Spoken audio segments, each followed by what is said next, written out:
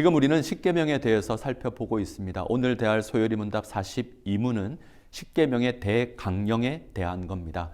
대강령, 표현이 좀 어렵습니다. 전체에서 가장 기본적인 것만을 잘 줄여서 정리한 것을 대강령이라고 합니다. 가장 기본이 되는 내용 혹은 핵심 이렇게 이해하시면 좋을 것 같습니다.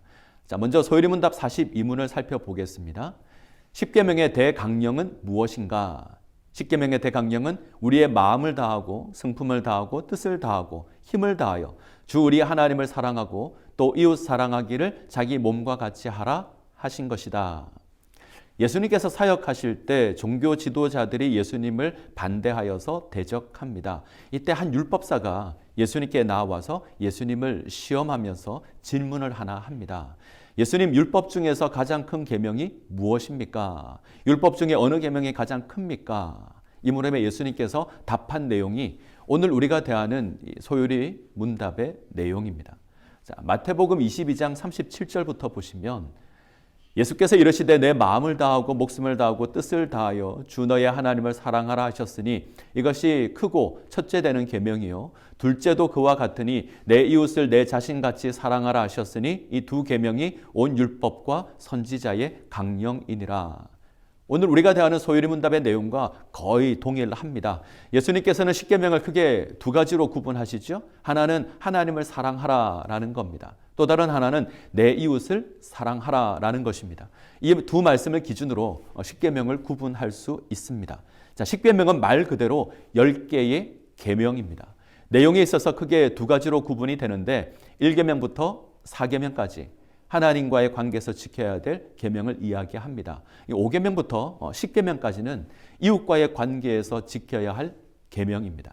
예수님께서는 1계명부터 4계명까지의 내용을 마음을 다하고 목숨을 다하고 뜻을 다하여 하나님을 사랑하라 이렇게 정리하시고 다음으로 5계명부터 10계명까지 내 이웃을 내 자신같이 사랑하라 이렇게 정리하십니다.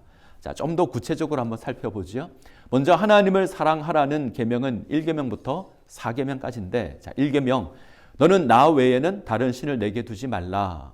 이 1계명은 예배의 대상에 관한 겁니다. 우린 오직 하나님만 섬겨야 합니다.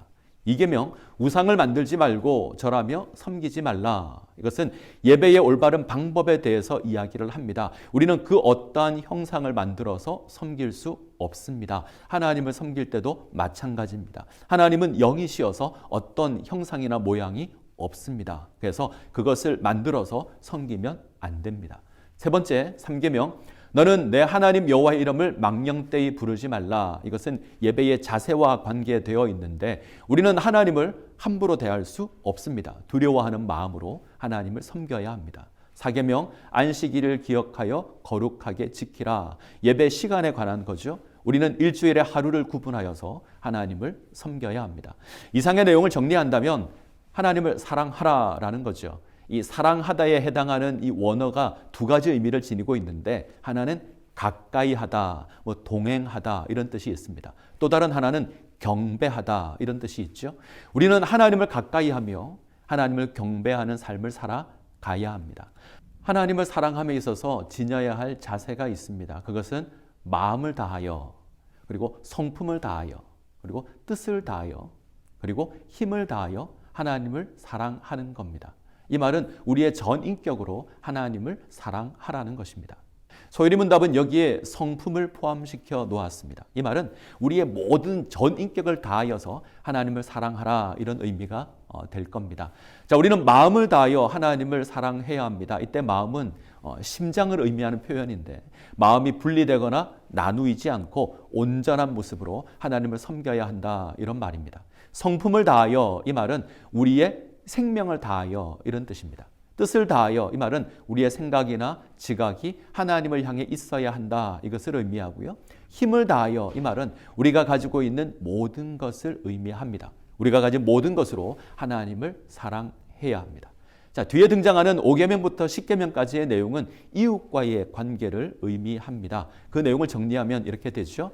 5계명 내 부모를 공경하라. 5계명은 부모 공경과 관계되어 있습니다. 부모의 권위를 인정하고 섬겨야 한다. 6계명 살인하지 말라. 6계명은 사람의 생명과 관계되어 있는데 이웃이 미움이나 분노의 대상이 아니라 사랑의 대상이라는 선언입니다. 7계명 간음하지 말라. 7계명은 성과 관계되어 있는 계명으로 이웃이 나의 만족이나 나의 이익을 위해서 희생될 수 없다는 겁니다. 자, 8계명 도둑질하지 말라. 8계명은 재물과 관계되어 있습니다. 우리가 우리의 유익을 위해서 다른 사람의 것을 빼앗을 수 없습니다. 9계명 내 이웃에 대하여 거짓 증거하지 말라. 우리의 언어 생활과 관계되어 있는데 이웃을 대할 때 진실하고 존중하게 대할 것을 명령합니다. 10계명 내 이웃의 집을 탐하지 말라. 이 말은 만족, 자족하는 삶을 의미하는 계명입니다. 우리에게 주어진 것으로 만족하고 이웃을 사랑하라는 겁니다. 자, 이상은 우리가 이 땅을 살아가면서 이웃과의 관계에서 주어지는 여러 내용에 대해서 다루고 있습니다. 이것은 한마디로 이웃을 사랑하라는 겁니다. 자, 이웃을 사랑하는 자세에 대해서 예수님께서는 자기 자신을 사랑하는 것처럼 사랑하라 명령하십니다. 소요리 문답은 자기 몸과 같이 사랑하라 이렇게 이야기를 합니다. 우리는 우리 자신에게 좋은 것, 유익한 것 하기를 좋아합니다. 동일한 마음으로 이웃을 사랑할 수 있어야 합니다. 자, 오늘 우리는 십계명의 대강령에 대해서 살폈습니다. 십계명의 대강령이 무엇인가? 그것은 하나님을 사랑하고 이웃을 사랑하는 겁니다. 한마디로 정리한다면 십계명의 대강령은 사랑입니다.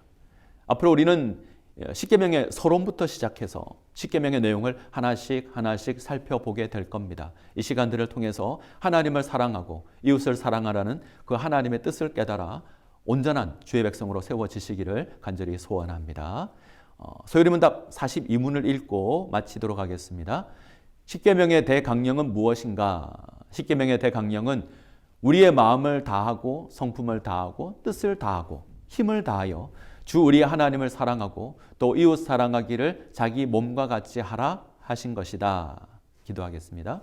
살아계신 하나님, 오늘 우리는 십계명의 대강령에 대해서 살폈습니다. 하나님께서 십계명을 통해서 우리에게 원하시는 것이 무엇인지 확인할 수 있기를 원합니다. 그것은 하나님을 사랑하고 우리의 이웃을 사랑하는 것입니다. 우리는 하나님께서 우리를 백성 삼으신 그 놀라운 은혜를 기억하며 그 사랑을 기억하며 우리의 모든 것으로 하나님을 사랑하게 하시고 우리의 이웃을 사랑하게 하여 주시옵소서. 예수님의 이름으로 기도합니다. 아멘.